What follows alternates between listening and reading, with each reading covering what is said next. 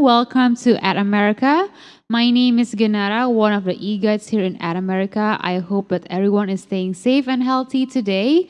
And if you are new here, At America is the U.S. Embassy's American Center, and our mission is to provide a space for young Indonesians to learn more about the United States. So today we will be continuing our session of GED test preparation, reasoning through language arts. But before we start today's session, I have a little fun fact for you. And the fun fact is you can pass the GED exam by achieving a score of at least 145 points in each subject. If you score under 145 in any subject, you can retake the test.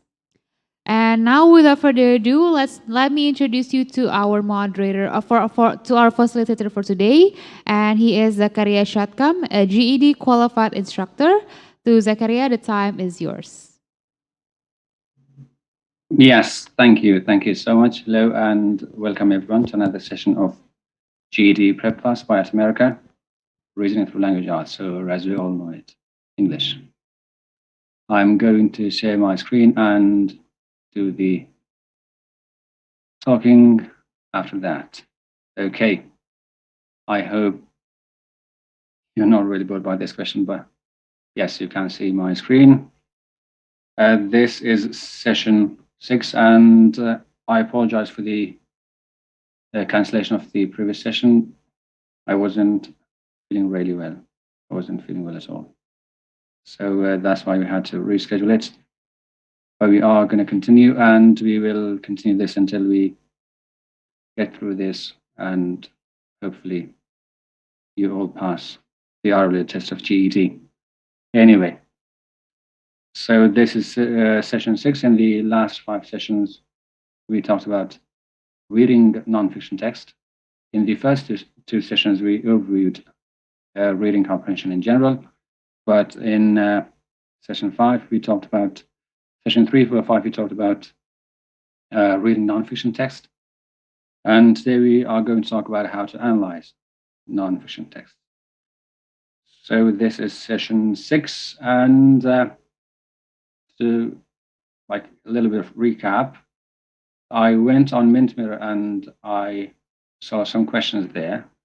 One of the questions was that a few people have asked this.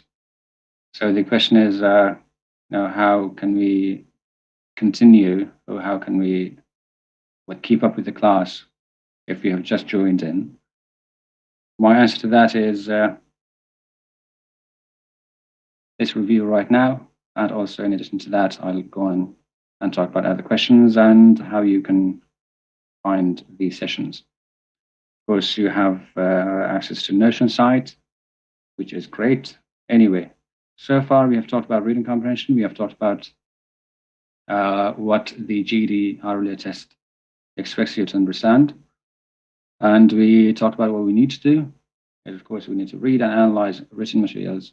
And there is no listening test. There is no speaking test. So all you're going to be tested are reading and writing. So we talked about some strategies, how to read text. We talked about understanding the main idea, and we talked about text structure. And in the previous session, which I'm going to do a bit of recap, we talked about point of view, we talked about facts and opinions, we talked about author's tone, and we talked about generalization.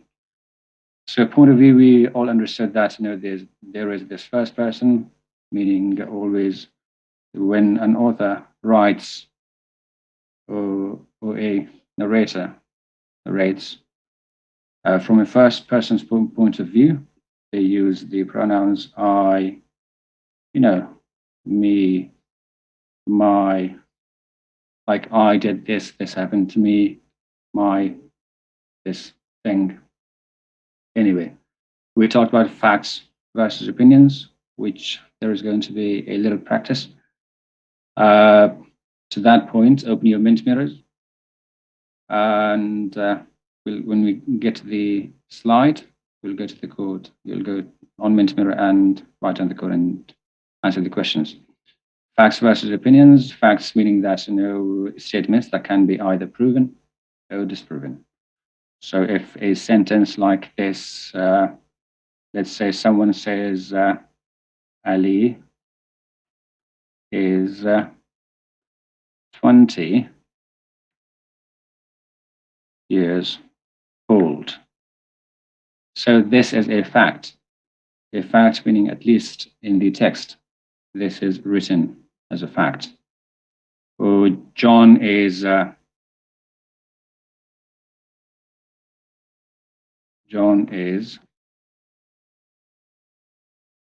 from the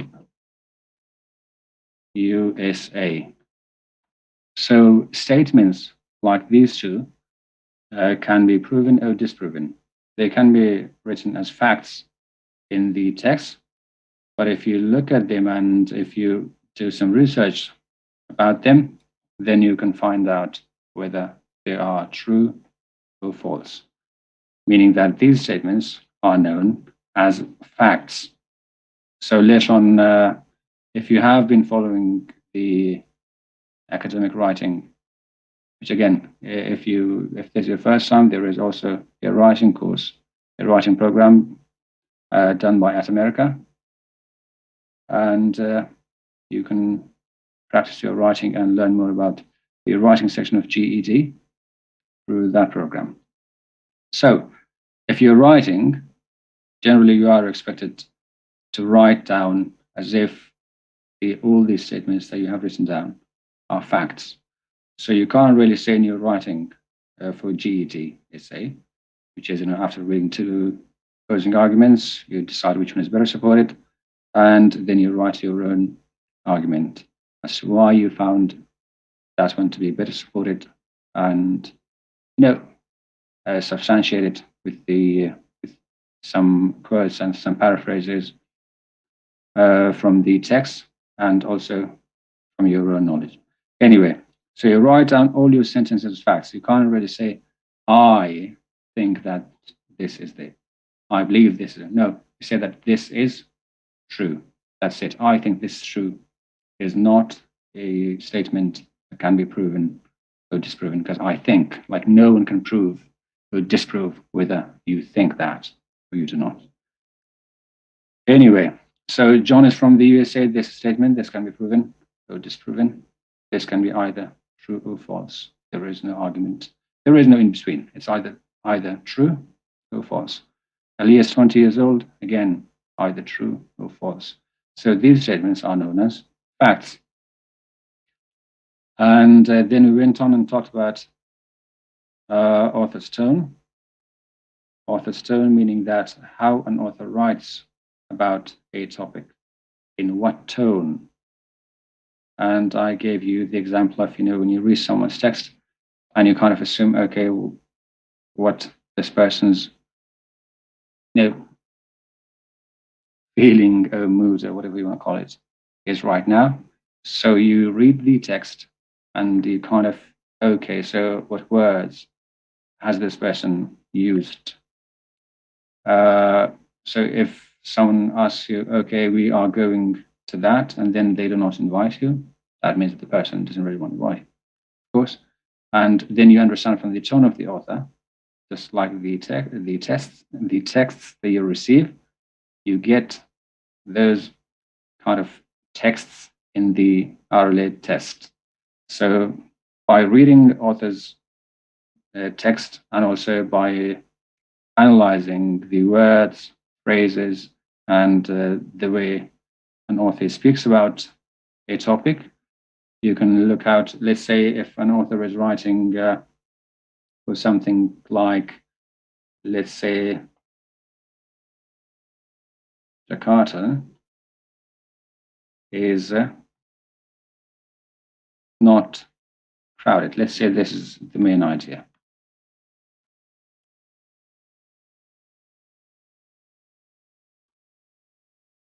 Jakarta is not crowded.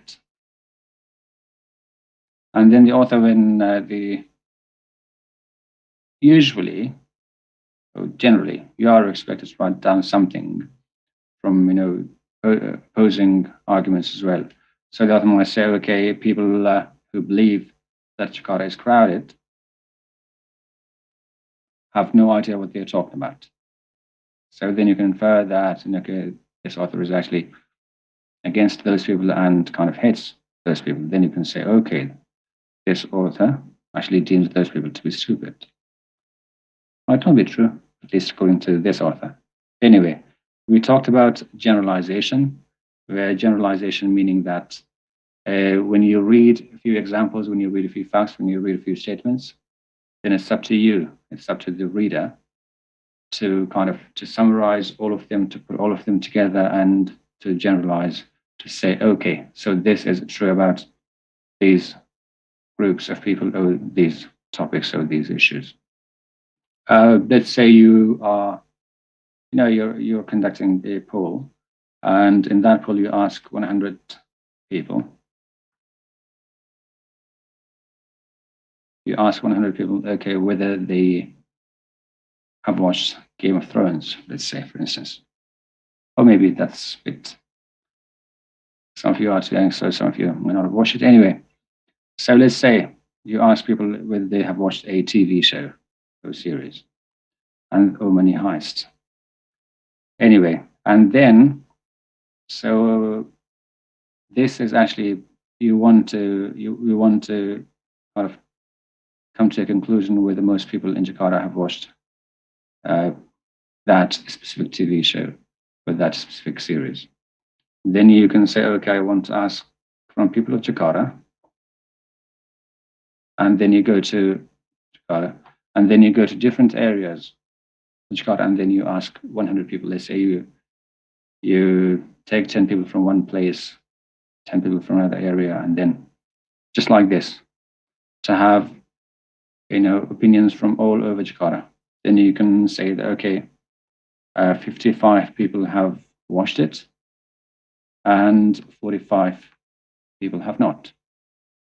Then you can come to the conclusion that most people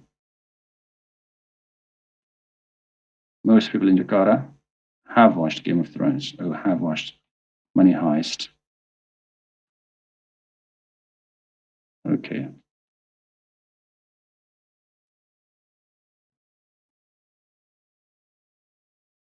Most people in Jakarta, of course, have watched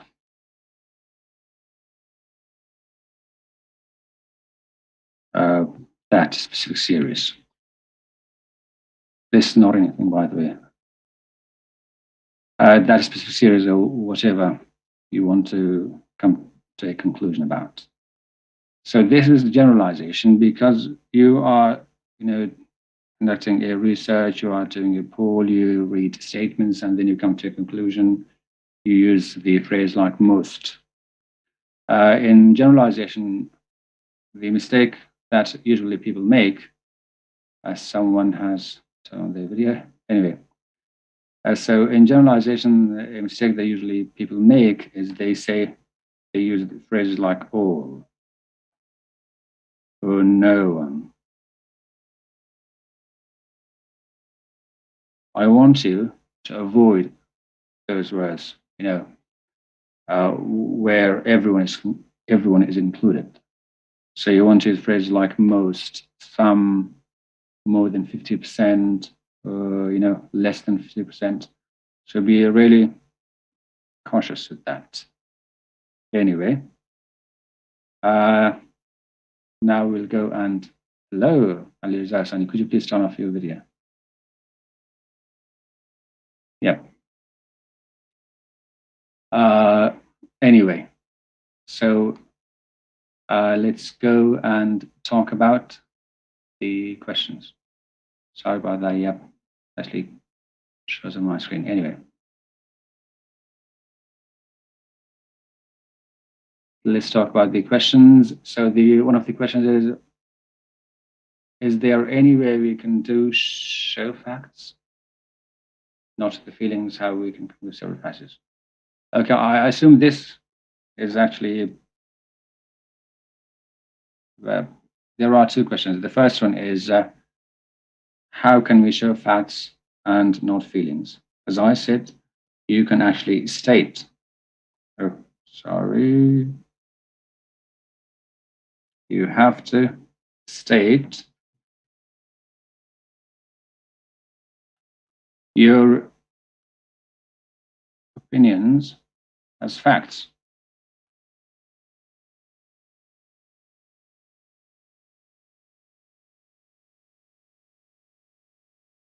How can you do that?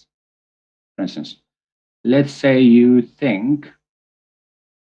say, I think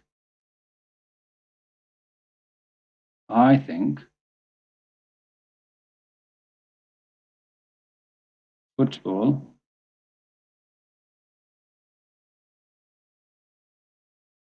is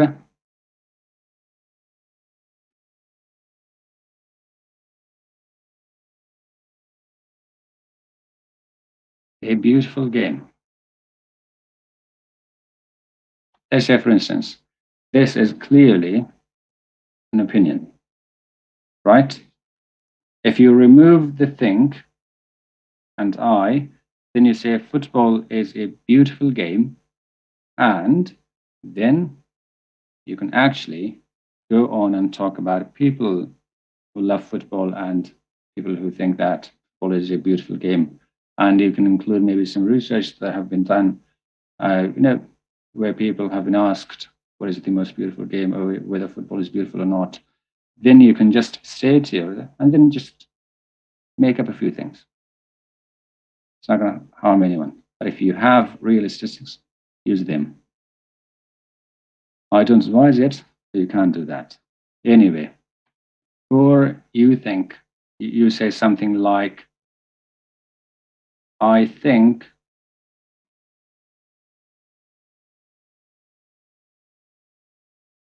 there are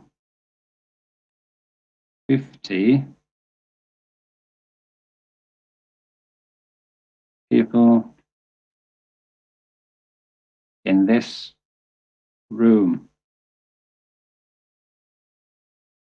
For instance, this is something that you think. Just remove this and say, okay, there are 15 people in this room.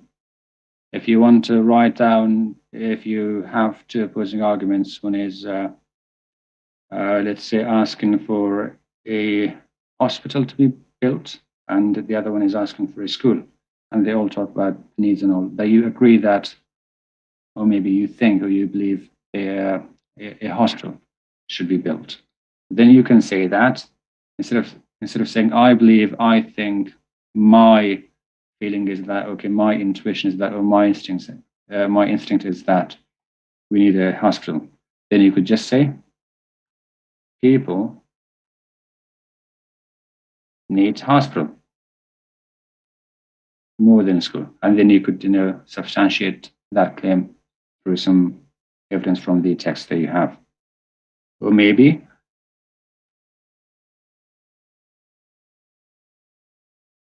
hospital is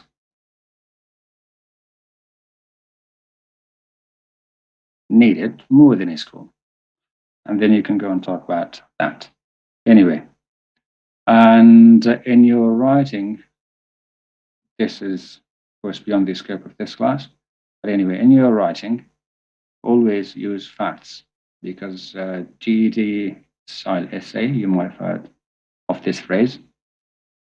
They actually expect you, because it's checked by a computer, so they expect you to write down facts, not your opinions, and also use your passive voice. We'll talk about active and passive voice during the grammar lesson. But if you have any questions, do let me know. Okay, your questions are done, and now.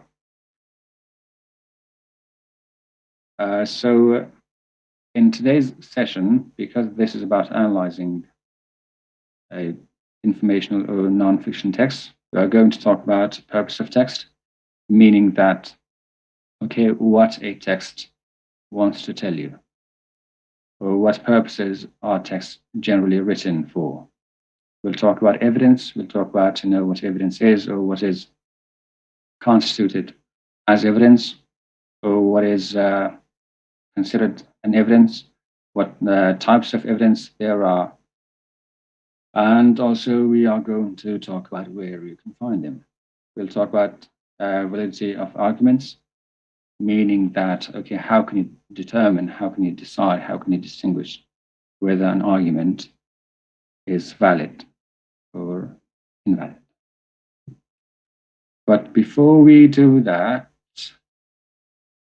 okay, as I told you, I hope you have your Mentimeter app or the website loaded.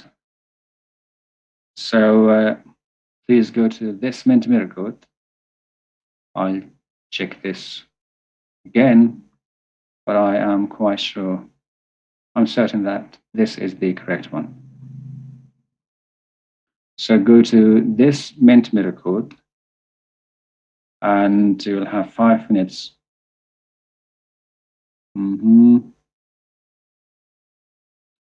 Yeah, you'll have 5 minutes to answer the questions. There are actually just 6 statements. These 6 statements that you can see here, and you can decide based on what we studied during session 5 whether those statements are facts or opinions. Great. We have one response, 2 responses. Okay, great. Now that we have started, I'm going to start the time here.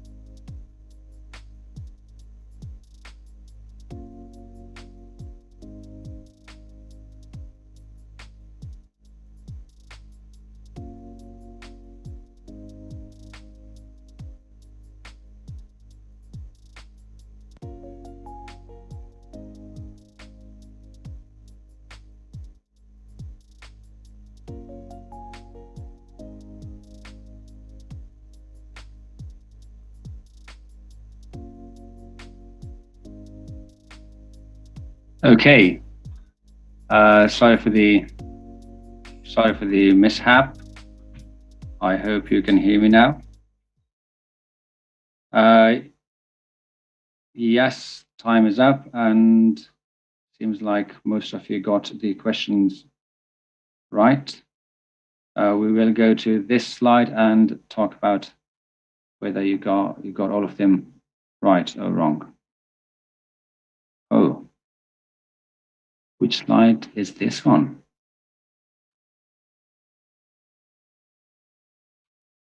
Let me just figure this out.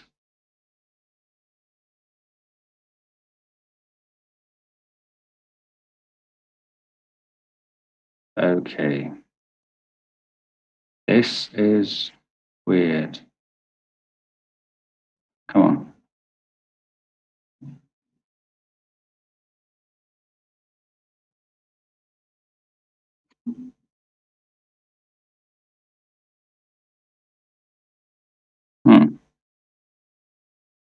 Okay. Let's forget about it and talk about that in here. Okay. So the first statement is George Washington was the first president of the United States and the Constitution. Most of you actually got this question right, meaning that most of you understood that this is actually a statement and this can be proven or disproven. So it's a fact. 2, teachers should teach students how to read and understand. Unfortunately, most of you got this question, this wrong. Okay. Thinking that whether something should be or should not be does not actually state or does not actually state any factor or does not make it provable or disprovable. Meaning that teachers should teach students how to read and write is actually an opinion. It's a good opinion, but still it's an opinion and it's not a fact. So now the third statement is Dave Chappelle is the worst comedian of all time. In the previous session, if you remember, in session 5, we talked about using phrases like okay, the worst, the best, popular music, and all.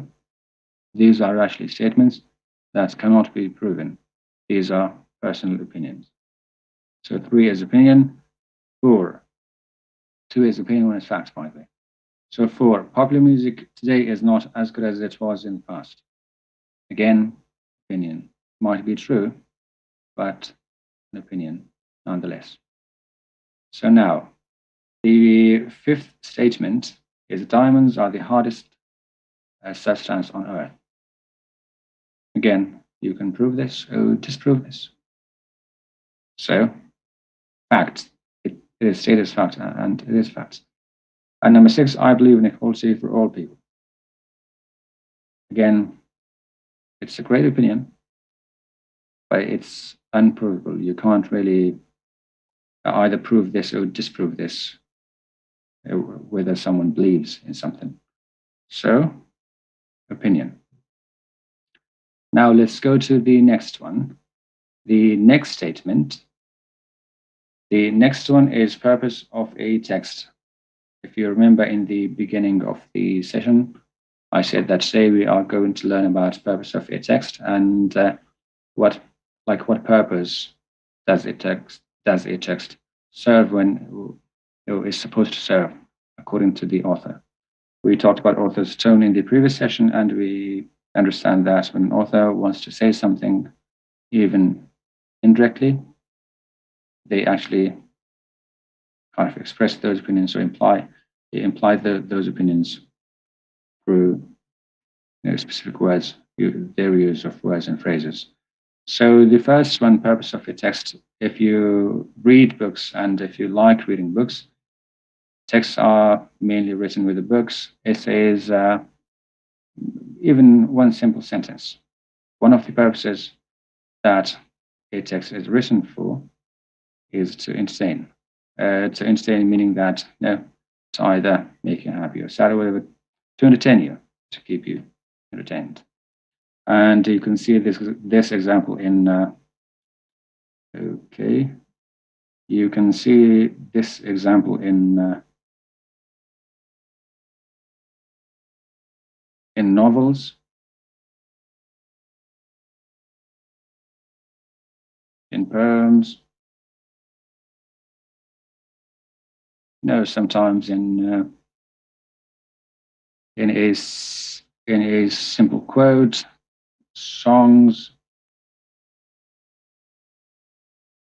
Anyway, this is one of the purposes that a text is written, to actually entertain you, and they are usually imaginative words, imaginative works, meaning that they use opinions, and they use imagination, and those imaginations, they are mostly obvious that they are imaginations and not facts.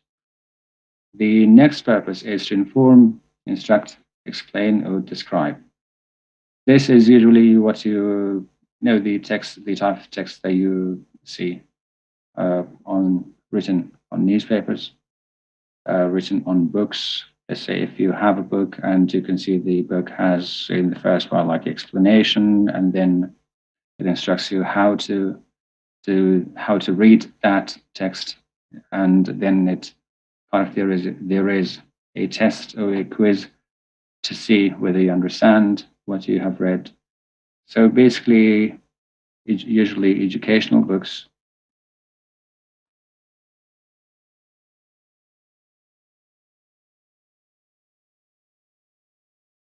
or educational textbooks. And the third one is to persuade. This is one of the tricky ones. This is where you have to be really vigilant to understand whether in what way does the author want to persuade or dissuade me. Yeah. So persuade, meaning that the author is actually trying to make you, by that text, the author actually tries to make you think in a particular way,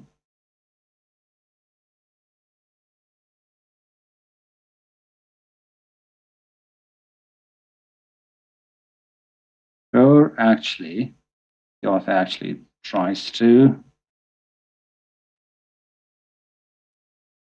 stop you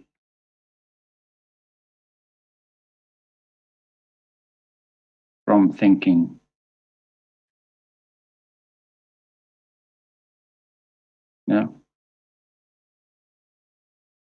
From thinking in a particular way or believing in a particular thing. So this is the continuation. And another one is the author actually knows that you are thinking, that you think this true, or people think this is true. But the author is actually making a case for how you should stop thinking a particular way, stop thinking, or stop believing, or stop having a particular opinion, stop thinking in a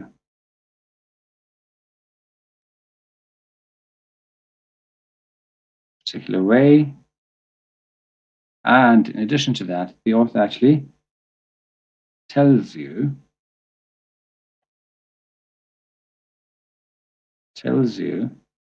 what to think if not in that particular way. And you will see some, reasonings, some evidence, which we are going to talk about. The types of evidence that can actually make a difference, and the types of evidence that you should use in your writing, and you should look for when you read something, or when you are reading something during the RLA tests. This is easy, but you have to be really careful. We will do some practice on this. next session and also after that. The next one is evidence. So what is an evidence? So what is constituted as an evidence? What is considered as an evidence? An evidence is basically your way, or a writer's way, or an author's way of saying this is true, for instance, because of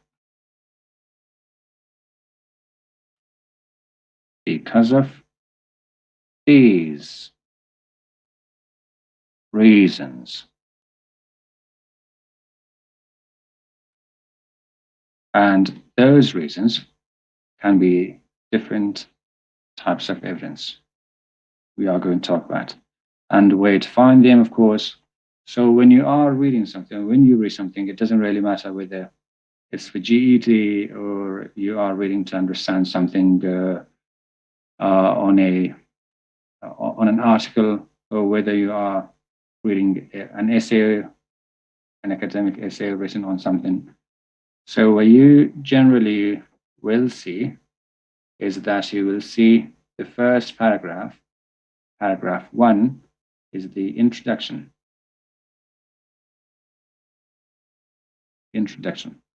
Or intro. Paragraph 2 onwards, doesn't really matter how many paragraphs there are, until the last paragraph. This is generally true. And the last paragraph is the conclusion, meaning that this is where the author concludes the argument. Okay. So in the intro, or in the introduction paragraph, the author introduces the topic, the opinion, through something called thesis statement. It's a statement that kind of that summarizes the whole essay or the whole book. In books, you will have chapters, like chapter 1, chapter 2, chapter 3, and then the final chapter. So this is usually what you will see when you read something.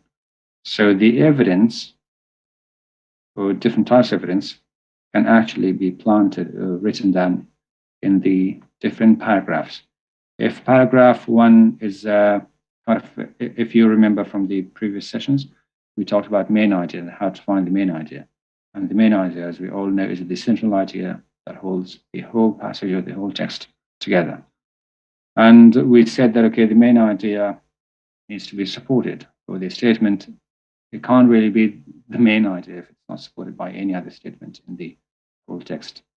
So when you find out what the main idea is, then what you do is you look at the different statements or different supporting details that are used to support the main idea.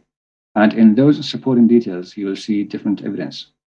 So let's say in paragraph 2, let's say the statement is something like, today is, really simple one. Today is sunny. See, like what statement? Today is sunny. Let's say this is the main idea. And you want to provide a supporting statement for this. And then you can say, okay, you can see the sun. The sun is visible. As simple as this.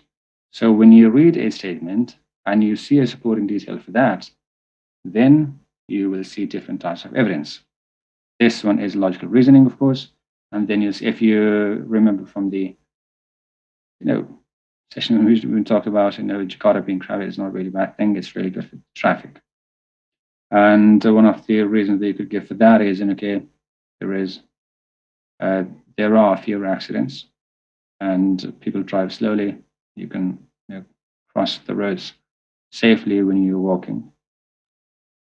Okay, great. We know that. So the first one, introduction. The second one is the body paragraph until the paragraph that is before the last one, where the conclusion is stated. The evidence are always planted in the body paragraphs. And in the conclusion, they are kind of summarized. Okay, in the conclusion, saying that, okay, according to, or based on these evidence, like this author's, or this expert's opinion, this research, this statistic, this fact, this reasoning, this is the way we can conclude. You'll understand this after we talk about the next part, after we talk about, what types of evidence there are. And types of evidence, of course, facts. We understand facts from the previous session when we talked about facts and opinions. So facts are statements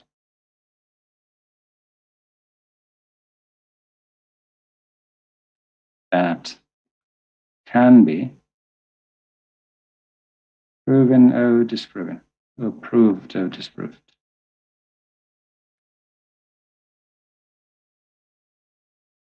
Oh.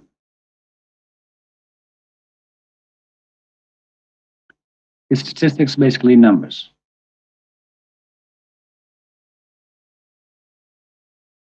Like the numbers are presented in like 5 out of 7, or like 70%,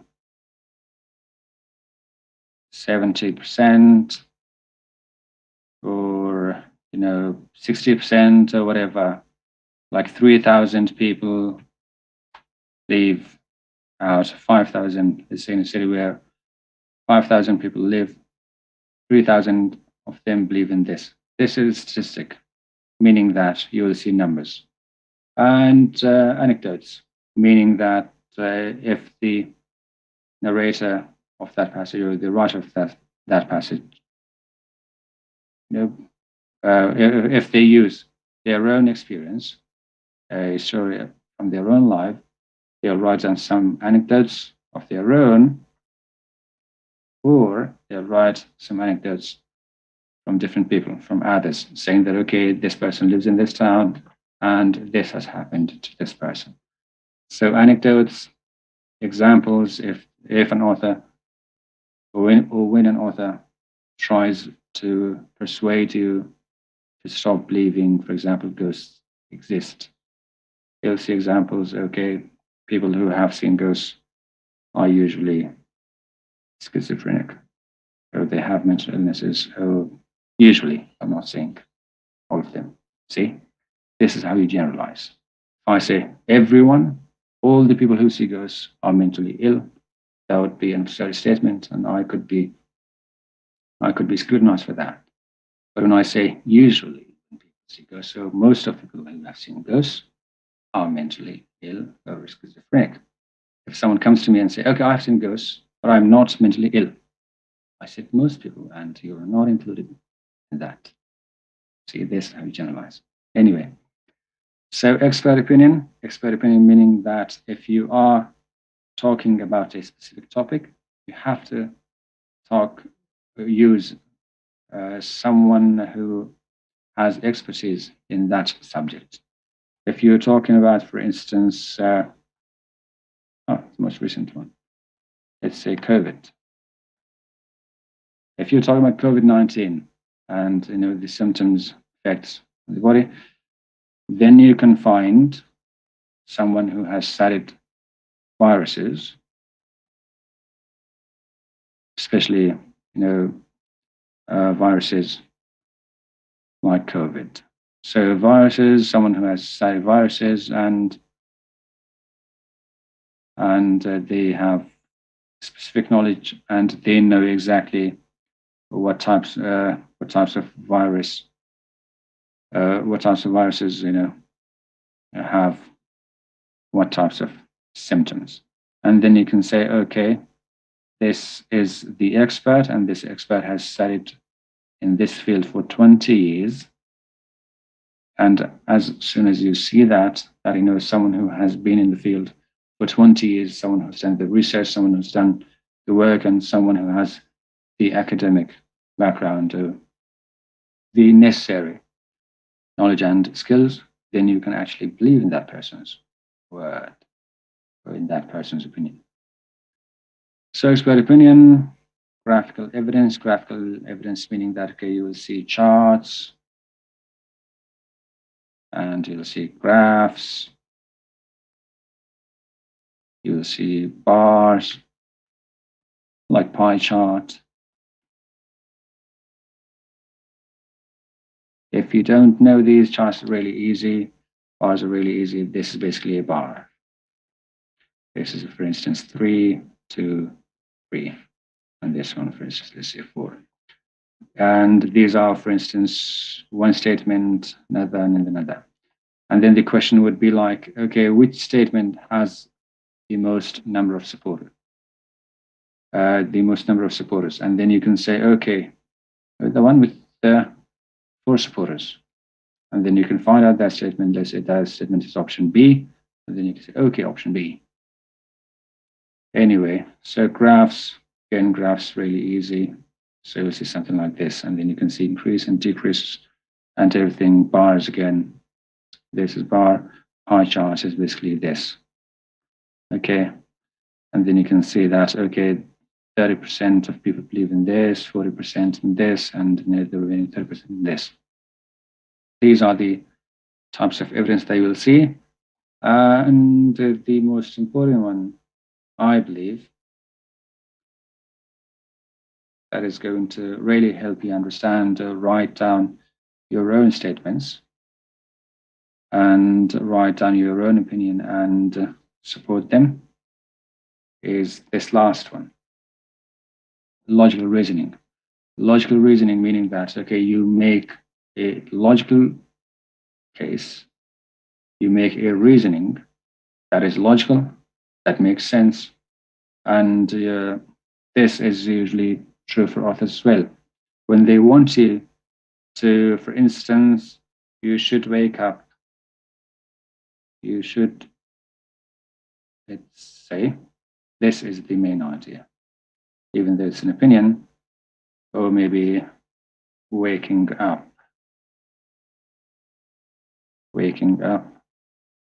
at before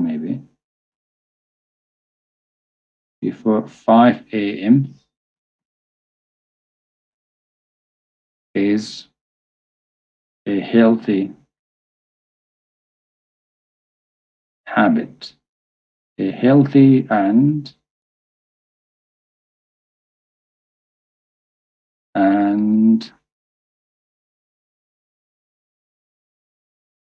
beneficial habit, a useful habit. And let's say this is the main idea. In this case, the author will try to use some logical reasonings like, okay, when you wake up at 5 a.m. in the morning, you'll have more time to go through the tasks that you have for that day. For instance, you have something that you are going to go to school at 7. You have 2 hours to have, take a shower, have breakfast, prepare your books, and do some homeworks if you have not been able to do them. And then you'll have more time after you come from school. You'll be really fresh when you wake up at 5. If you have school at 7 and you wake up at 6:30, the body will be tired and you won't have enough. Basically, your body is not really ready to take in the amount of knowledge or to do the number of tasks that you expected to be able to do. Anyway, those types of reasonings can be considered logical. The ones that make sense, basically. If something makes sense to you, that's logical reasoning is for you. So validity of arguments. When you are reading something, or when you generally read something, what do you see? If I give you examples of 2 different types of authors, one that uses evidence and one that uses only opinions and not really credible opinions, not really believable, not really logical opinions. They just use opinions. Okay, for instance, let's say this person says, okay, you should play chess. Chess every day. This is not really bad opinion, but this is just an opinion. And then it says, okay, chess is difficult.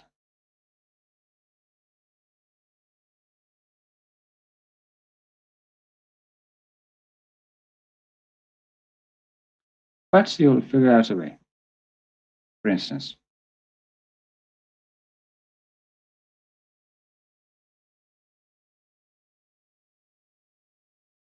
you'll figure it out. You'll figure out a way to understand it. Anyway, and then even though it's really hard, again, as you may have known by now, I use less popular opinions to help you understand what I exactly mean. You should play chess every day. Chess is difficult, but you will figure it out. Great, great. But still, just opinion without really any support. And then you can say, okay, playing chess is really harmful to your health. Studies have shown that people who play chess, they go mental. So this you can not make up. Of course, you can use research that have been done. You can use examples. You can use anecdotes of people who have played chess and the mental illnesses that they see.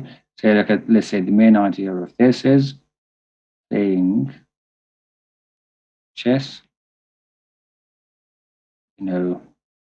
decreases, for instance, decreases your brain's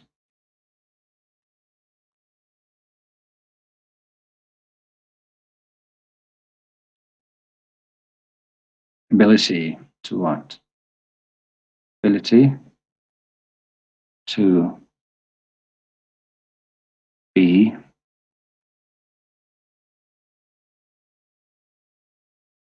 always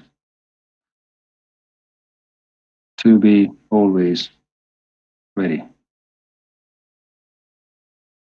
for some difficult equations or problems. This is not a true statement. We know that.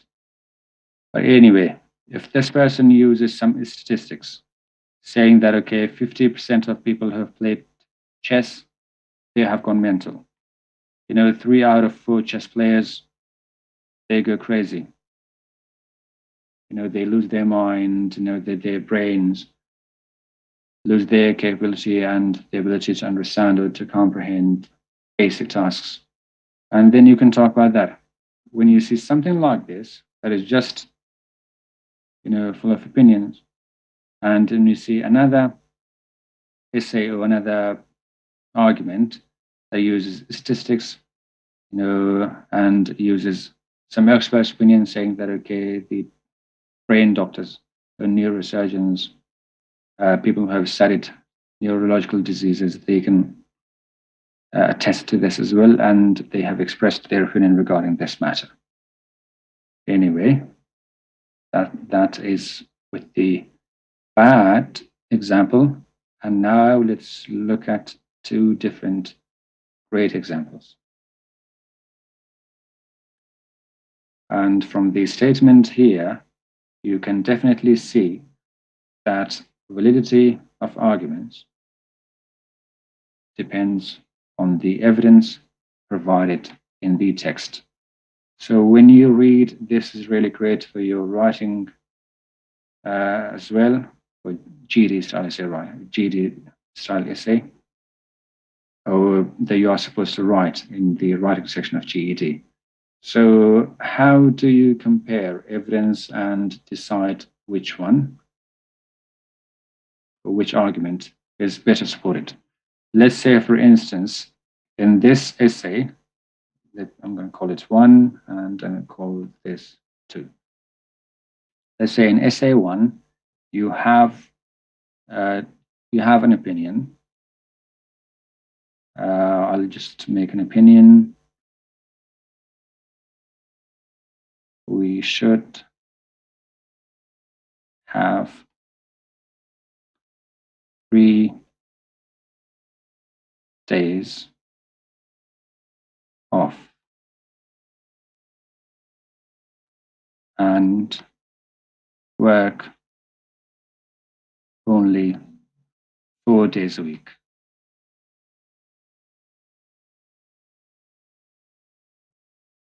Great opinion.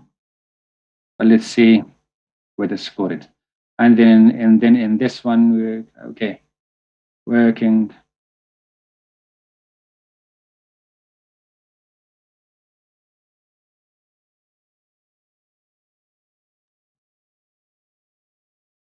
working 4 days a week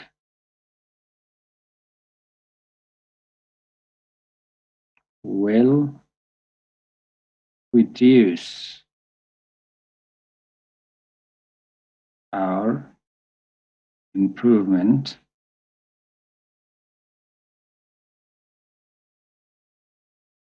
as a society. As a society. Okay. These are some really great opinions. And then you can see that, okay, this one has used a statistic.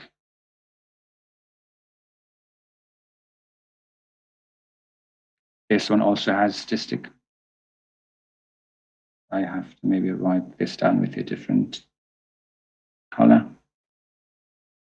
Okay. Statistic. This one you can see that, has used anecdotes of how much we need to have 3 days off in a week. And this one has used an expert's opinion, saying that, okay, people have studied that. Expert's opinion. And you can see that this one, uses logical reasoning.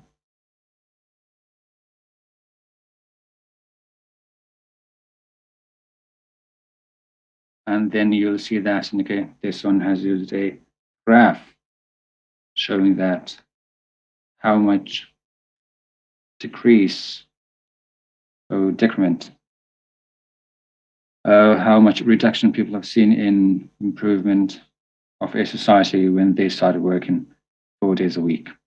And in here, you will see the conclusion based on this, based on those evidence. And in here, you'll see the conclusion based on these. Okay, even though you might agree with this one, the essay 1, but you will see that, okay, this one has used statistics, this one has used expert's opinion, this one has a graph showing about a poll or about a research that was done. Then you can safely conclude that argument 2 is actually better supported, even though you agree with article 1. Article 1 only has this one statistic, but the other one is anecdote, which is less credible than an expert's opinion. And then you have logical reasoning, even though it's great, but still less credible than a graph, that shows a research that was done. Anyway, now it's 4:02, and I think this exercise is really great for you to do. So we go there. If you have any questions, please do let me know in the chat box. If you don't, great. It means it's been going well. But if you do, please do let me know of your questions.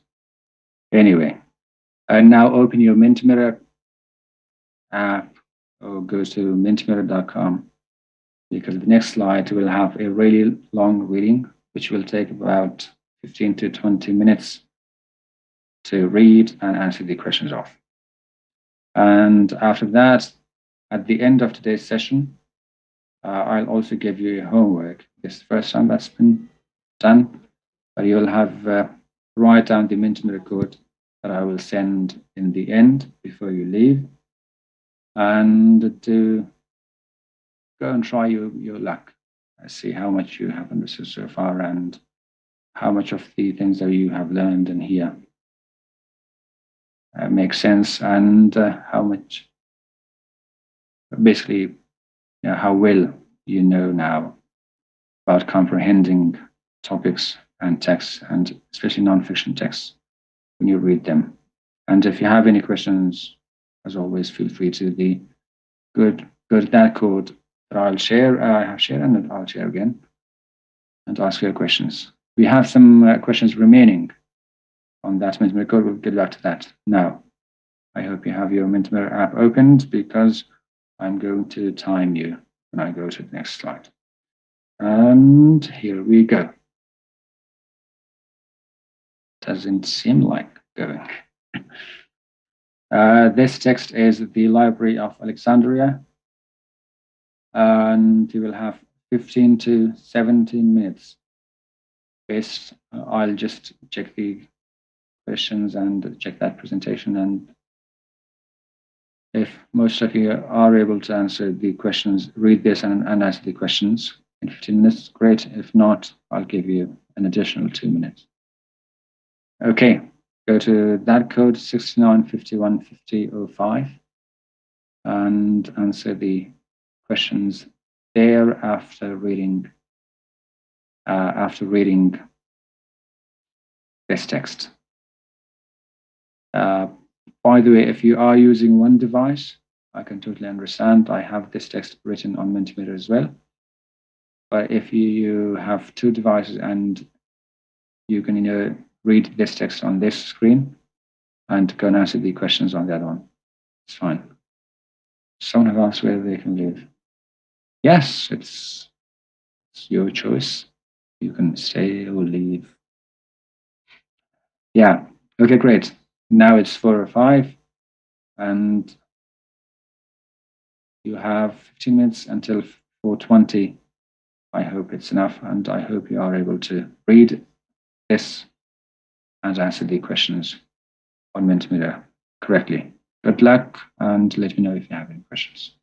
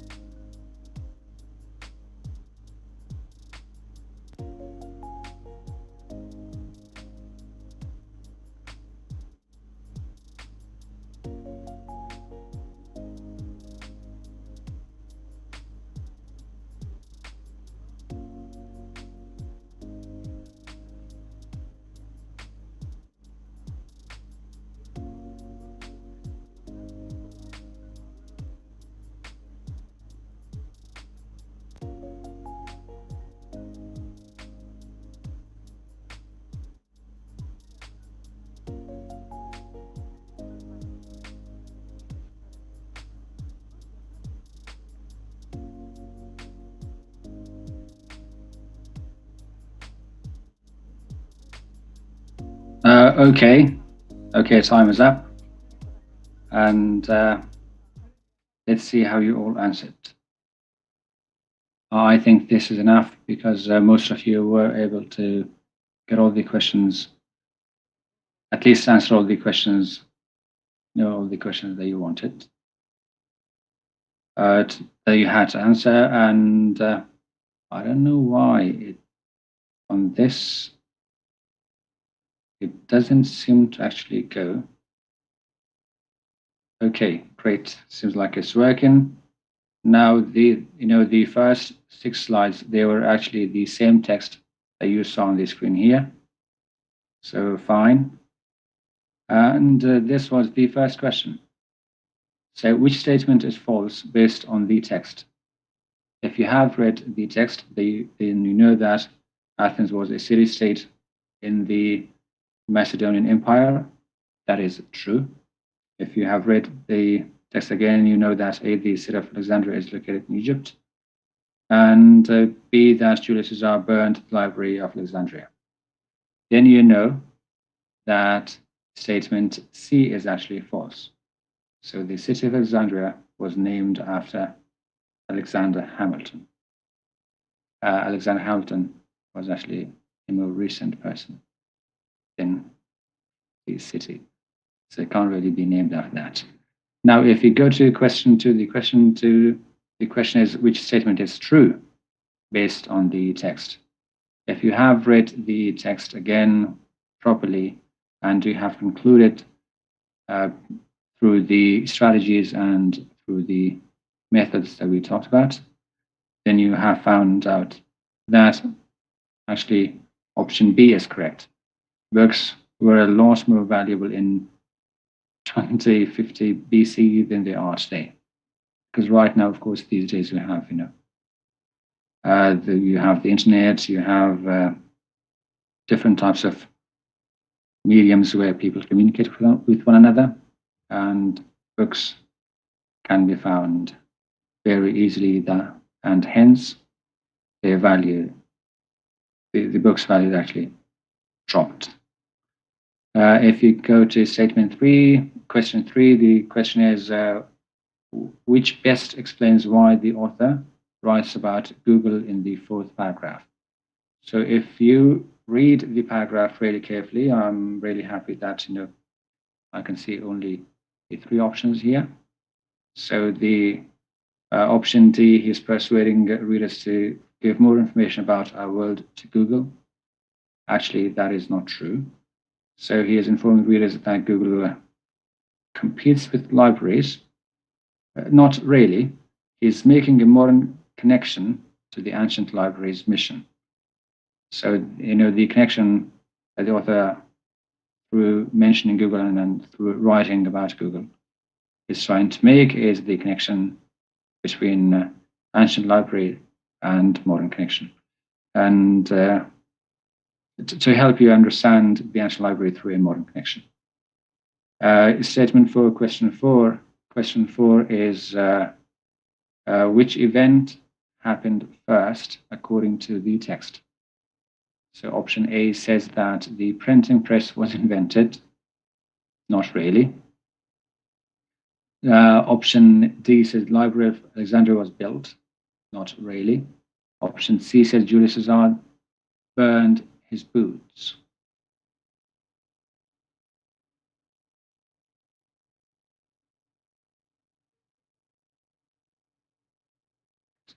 The city of Alexandria was established. So according to the text, this happened first.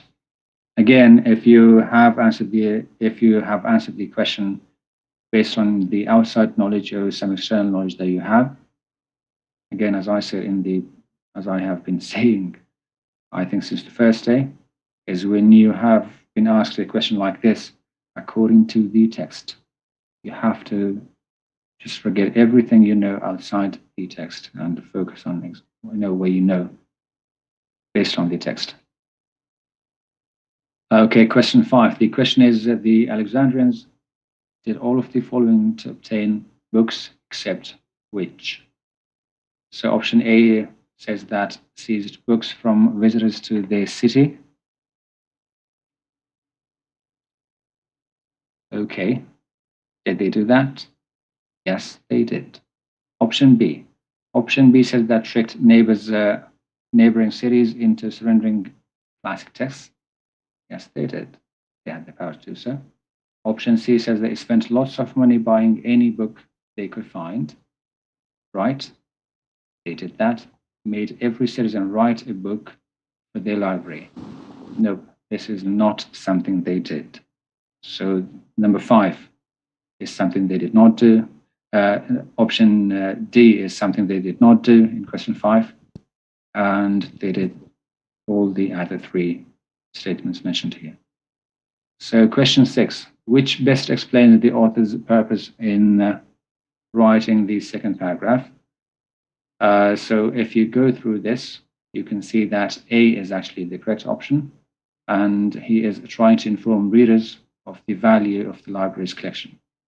So it talks about, how valuable it was, and especially when the author talks about, books having more value in 250 BC than today. So question 7 is, with which statement would the author most likely disagree? So if you read these statements, and if you have, I'm sure you have read the text, if you have read the text carefully, then you should understand author's tone, and you should understand, like what the author thinks about different events and what specific thoughts the author has. So option A says Julius Caesar burned the library of Alexandria. This is something that the author agrees with.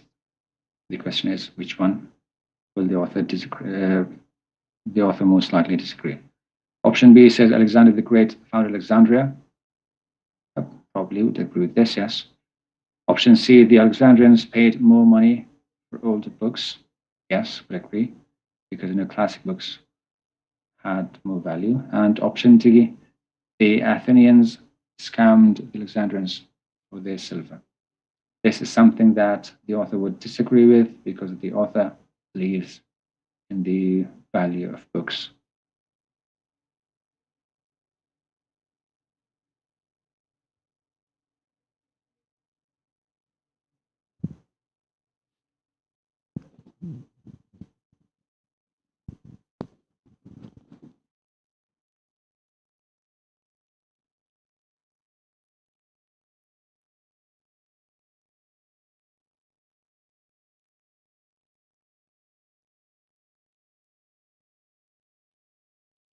That is this, Alexandrians' attitude toward books? Nope, this is not, because they actually valued classic books more than new books. Option B, they wanted older books because they smelled better than new books. Nope, not really. Option C, they wanted older books because they had fewer errors than the new books. Yes, this was actually Alexandrian's attitude toward books. Option D, of course, is clearly wrong. And let's go to the next one. Question 9 is that what can we infer? Infer meaning that, what can we understand, even though it's not directly stated in the text, about the rulers of ancient Alexandria based on the text. Option A says that, okay, they were more into warfare than study. Really? Okay, this actually talks about, this passage talks about books. Now, option C, they thought that learning was a waste of time. No, they did not. They paid money for books. They did everything they could to get books. And option B, I'm glad that I see the correct option here. Chosen by most of you. Option B says that they valued knowledge more than money. And that's why the author would disagree with this statement that they were scammed by Athenians for their silver. Okay. Option B is correct. And question 10, Which lesson can readers learn from this text? So option A is, again, most of you have chosen the correct answer. Well done. One must always be honest when dealing with neighbors and to be treating with visitors with respect is the most important part of trade, could be. Again, this is not the most important lesson. Okay, so using fire during warfare will always go as planned. Nope. And carefully preserve knowledge as it could be lost forever. So this is the lesson that we can learn from this. Anyway, thank you everyone. If you have any question, please go to this Mentimeter code 4426841 and ask your questions. By the way, write down this one. This is the passage that you will have to read and answer the questions relevant to it. Anyway, go to this Mentimeter code. Not right now, of course. This is your homework, as I said. And that would be it. Your questions on Mentimeter, again, they have been answered. And this is the end of session 6. If you have any questions, again, go to 4426841. More importantly, write down this Mentimeter code. I'll send it in the chat box as well. Write this down, 74 39 0012. Okay, keep this safe and read this in your own time and answer the questions. This is it, everyone, and thank you so much for attending this session. If you have any questions, go to that code and ask your questions. Thank you. Okay, thank you so much, everyone, for your participation today. I hope that everyone gained a lot of knowledge and also insights from today's session. And I would also like to thank our facilitator for today, Zakaria, for today's session. And now, for those of you who are interested in attending more of our events, you can visit our website at www.atamerica.or.id. And you can also follow us on our social media. We've got Instagram, Twitter, Facebook, and also YouTube at AT America. And by following our social media and also becoming a member on our website, you can gain a lot of our event updates, fun content, and so much more.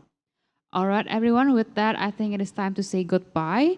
Thank you so much for joining us today. My name is Genara, and see you soon at the next At America event. Goodbye.